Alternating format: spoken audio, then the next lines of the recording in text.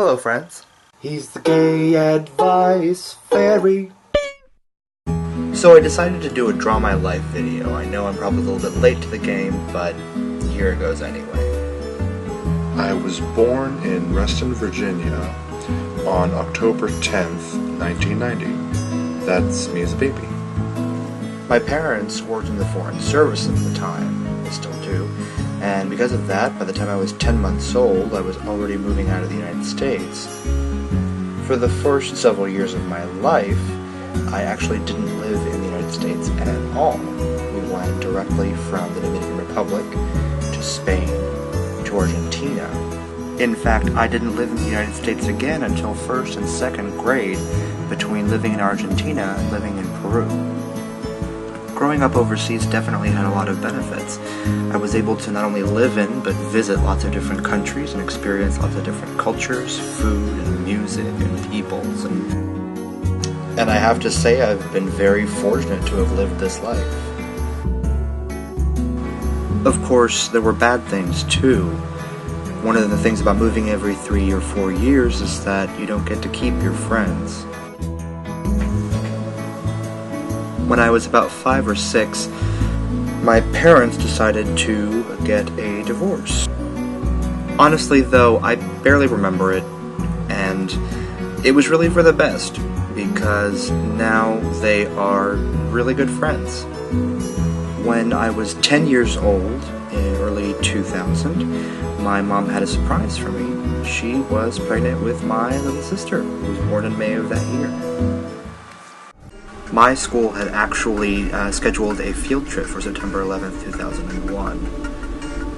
And I remember distinctly we were waiting for the bus when Miss Busenberg came out to announce that the field trip was canceled due to the attack. Luckily, neither of my parents were hurt, but I remember driving by the Pentagon wreckage and really thinking about the world in a grown-up way for the first time. In 2003, my mom had another surprise. We were moving to France for her next assignment. My middle school there was called Marymount, and you may recognize this from the looks of it, but it is the school that the Madeline stories were based off of, which was cool, except that we were required to go to mass and had to wear a uniform. Next came high school, and for the first time, I questioned my orientation. It's kind of a long story, but basically, my friend Alex thought that I liked her, so she convinced our friends Nisha and Claire to get me to confess who I liked, and I realized I had been making up my crushes on girls all along. Do I even like girls? No. Alex ended up being the first person I came out to. These were our nicknames on MSN Chat. And actually, my positive experience with Alex inspired me to come out to everyone else. ASP was great.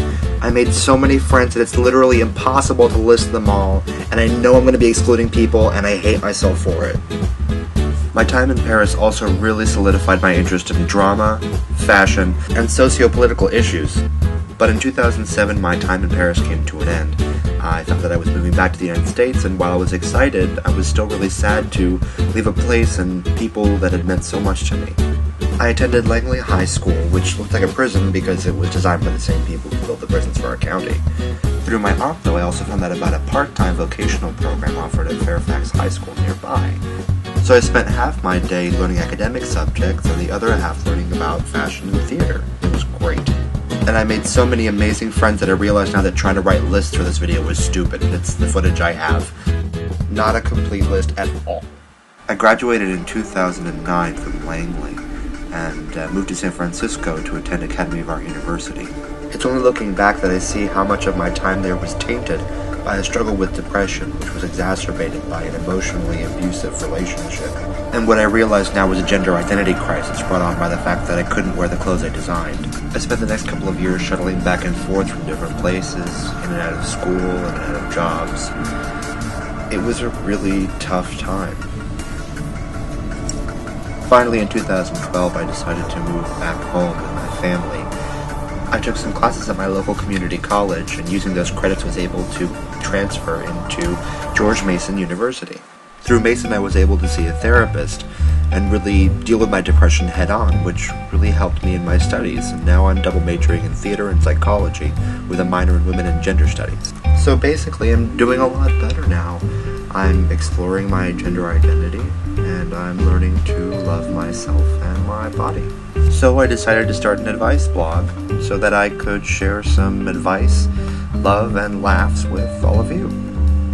Thanks so much for watching. I'm the Mo in the Mask, otherwise known as the Gay Advice Fairy.